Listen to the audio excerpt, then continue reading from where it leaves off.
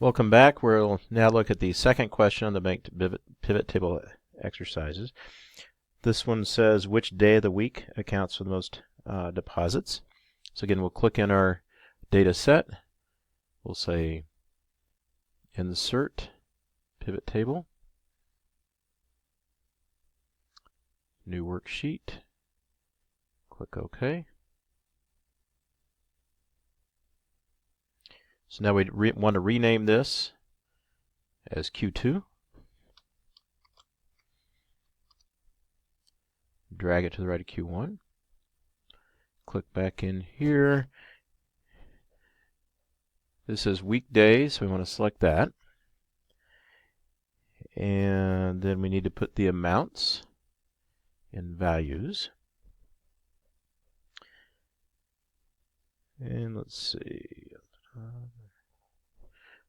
Need to change the format of the values just like we did before. So we'll say here, value field settings, number format, number,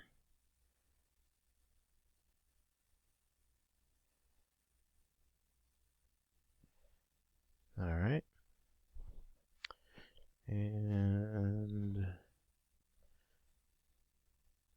really the only thing left to do is we want to create a conditional format that puts bars here so it makes it more obvious where they sit. So I'm going to make this column wider to give us the white space here that we need. All right, I'm going to click on these values, or highlight these values rather. I'm going to go to the Home tab and go to Conditional Formatting. And let's see, data bars, and you can pick whichever color you want. Now notice the only problem at this point is that our data bars overlap into our data. Okay, so what we want to do is cut that short so they don't go over into the numbers. So leaving it highlighted where it is, going to go back into conditional formatting and go to Manage Rules. Okay, and then just click on Edit Rule. And what we want to do is here this maximum. We want to set the highest value, and we want that number, let's see,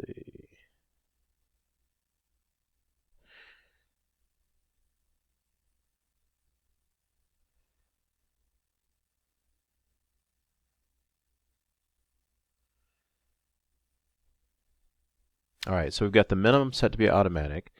The maximum, we want to make that be a number. All right, and let's make that be, basically we want to make it a fair amount larger than our largest number here. Okay, so we're going to make it be 2,500,000. I think that's right. Yeah. And so what that does is it makes it so that it leaves this extra white space and makes it so that we have these data bars, but they don't overlap into our numbers. It basically it's kind of forcing it to be the way we want it to be.